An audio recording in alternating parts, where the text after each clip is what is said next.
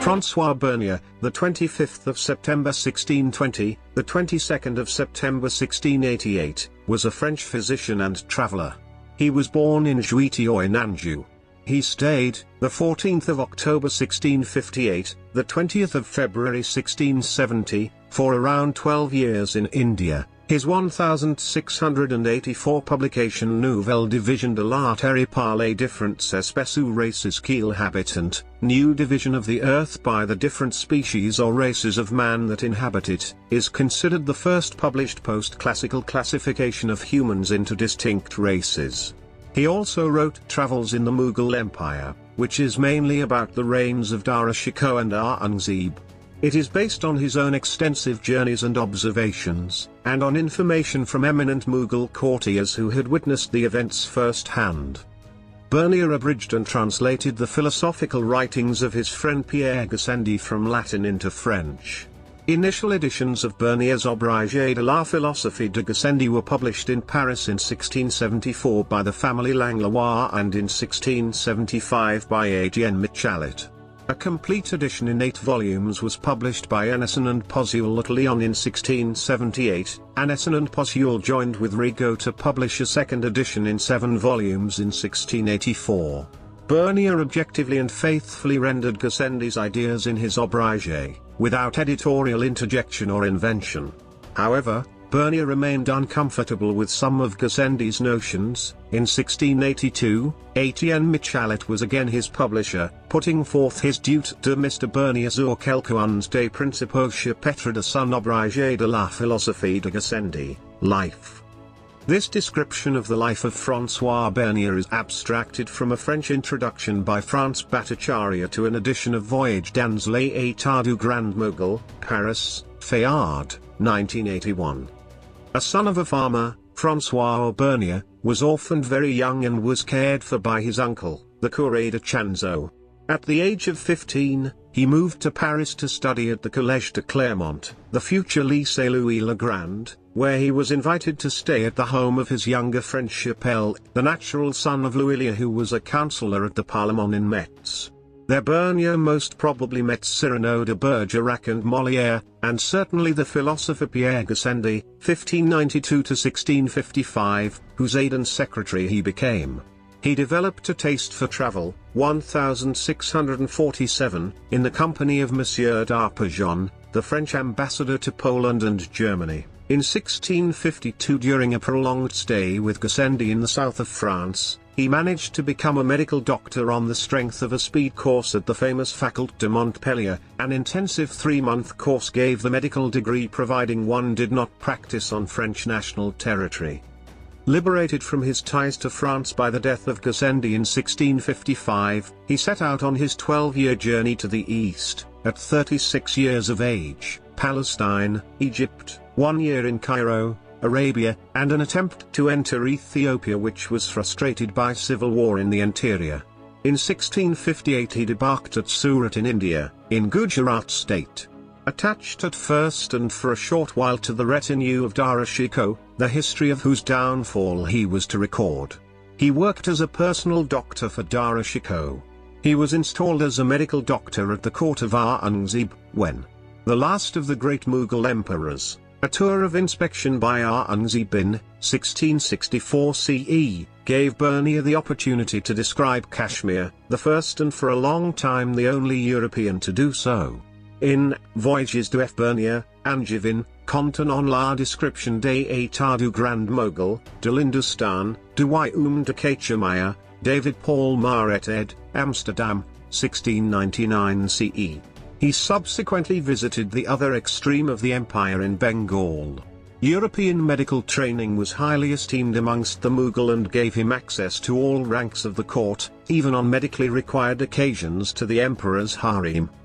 After his return from Kashmir, he travelled around on his own, meeting with Jean-Baptiste Tavernier in Bengal and, while preparing for a journey to Persia at Surat, with Jean Chardung, that other great traveller in the Orient, 1666 CE.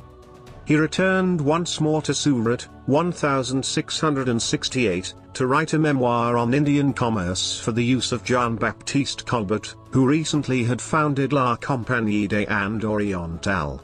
In 1669 Burnier left India for Paris, to stay. In 1671 he almost was jailed for writing in defense of the ideas of René Descartes, against whom a judicial arrest had been issued. An exploit he followed with an abrégé de la philosophie de Gassendi, also not a subject to arouse official approval, 1674 CE.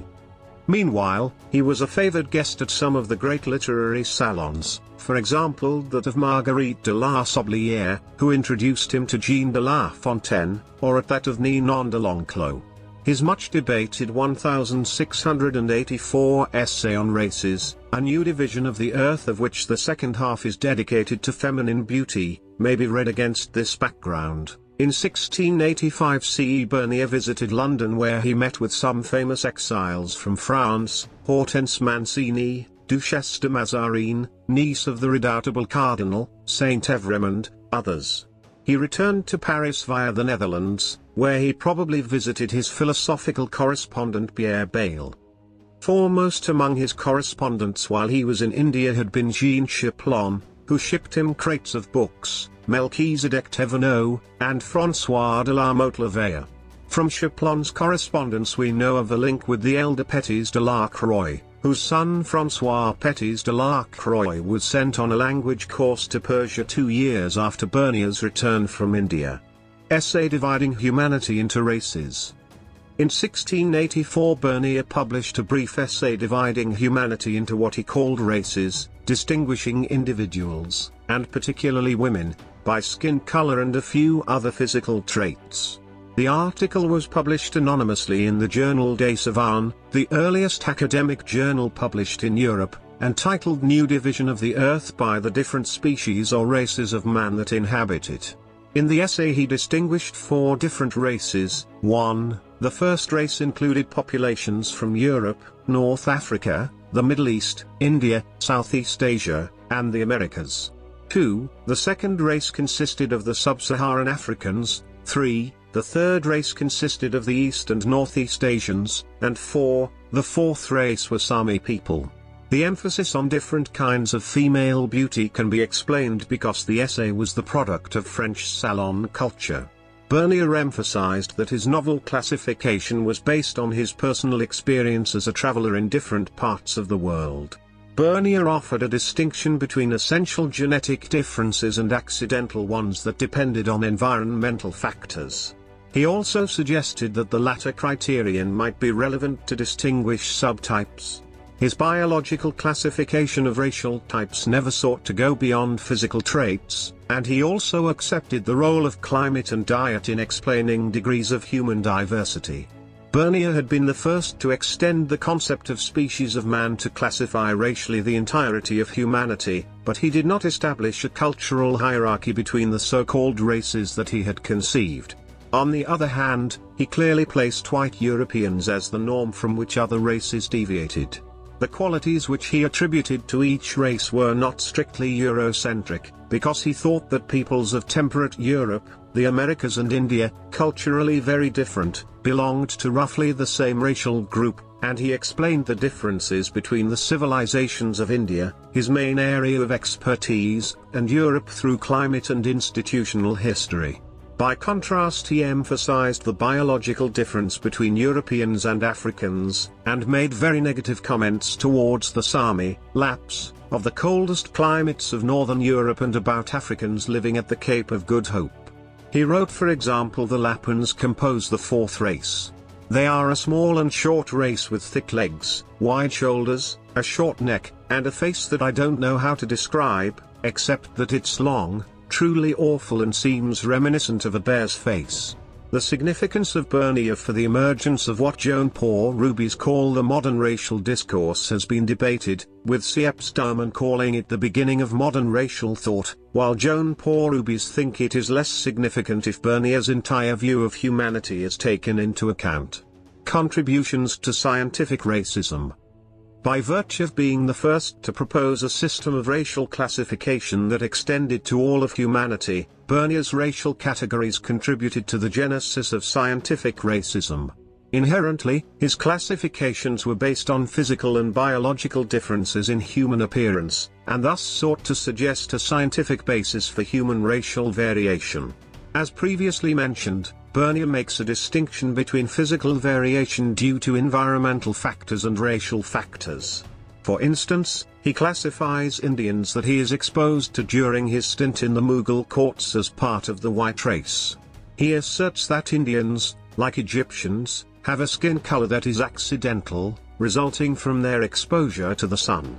However, when it comes to categorizing Africans, he notes that darkness is an essential feature of theirs. Burnier evidences the fact that their color is not due to environmental factors by asserting that they will be dark even when living in colder climes. Burnier's conception of biological or racial difference and variation due to climatic features is blurry, but contributed to the eventual development of theories of scientific racism. At the time that he published his work, it did not cause a splash. He founded no school of thought at the time. Scientific thinking, upon the time he wrote the text, had shifted from systems where evidence was based on analogies, like Burnier had used, to a system supported by fixed laws of nature. Thus, the context of scientific discourse at the time meant Burnier did not receive huge attention for his classification in the second half of the 17th century, and he remained a man of the salons. Textiles. One of the things the newly arriving physician Francois Burnier noticed in Aurangzeb's capital was the embroidered dressing of the Mughal emperor's subjects. He writes in his travels in the Mughal Empire, large halls are seen in many places, called karkhanas, or workshops for the artisans. In one hall, embroiderers are busily employed, superintended by a master. He continued, manufactures of silk, fine brocade, and other fine muslins, of which are made turbans, girdles of gold flowers, and drawers worn by Mughal females, so delicately fine as to wear out in one night, were one of the most expensive forms of clothing in the world, or even more when embroidered with fine needlework. Danishment Khan. In India, Burnier came under the protection of Danishment Khan, Mullah Shafi'i, a native of Yazd, an important official at the court of Aurangzeb. Mullah Shafi'i was Secretary of State for Foreign Affairs, Grand Master of the Horse, later Treasurer, Mir Bakshi, and Governor of Delhi, died 1670.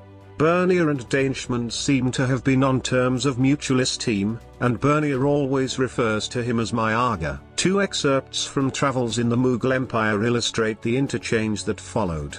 The importance of the detail could only fully be appreciated in the last decades of the 20th century, following the contributions by Henry Corbin and Sayyid Hussain Nasser to the history of Islamic philosophy. Commenting on the yogi manner of meditation. However, I know that this ravishment and the way to enter it are the great mystery of the cabal of the yogis, as it is of the Sufis. I say mystery because they keep it hidden amongst them, and if it were not for my Pandit, and that Danishment Khan knew the mysteries of the cabal of the Sufis, I would not know as much as I did. Do not be surprised if without knowledge of Sanskrit I am going to tell you many things taken from books in that language. You will know that my Aga Danishment Khan paid for the presence of one of the most famous Pandits in India, who before had been pensioned by Dara Shikoh, the oldest son of Shah Jahan, and that this Pandit, apart from attracting the most learned scientists to our circle, was at my side for over 3 years. When I became weary of explaining to my Aga the latest discoveries of William Harvey and Beckett in anatomy, and to reason with him on the philosophy of Gassendi and Descartes, which I translated into Persian, because that is what I did during 5 or 6 years, it was up to our Pandit to argue. Candidate for becoming Burnier's Pandit probably would have come from the circle around Hindu scholars such as Jagannath Panditaraja, who still was at work under Shah Jahan, or Kavindrakarya, who taught Darasiko Sanskrit. Gode's argument that this Pandit was none other than Kavindrakarya Sarasvati himself has won general acceptance. His intellectual partner could be someone like Zulfikar Ardestani, died 1670, author of the Dabistani Mazahib, an overview of religious diversity, Jewish, Christian, Buddhist, Hindu, Muslim. He was educated perhaps by Mir Abul Qasim Astrabadi. Find a risky link between the religious tolerance aspect of the great project of Persian translations, initiated by Akbar and continued by his great-grandson Dara Shikoh, and the school of Isfahan near the end of the Safavid reign. Or perhaps he was educated by Hakim Kamran Shirazi, to whom Mir Finderisky referred as elder brother, who studied Christian theology and the gospel under Portuguese priests, travelled to India to study Sanskrit Shastra, lived with the Yogi Chatrapu at Benares, and died, chanting the liberation of the philosophers, at the age of 100.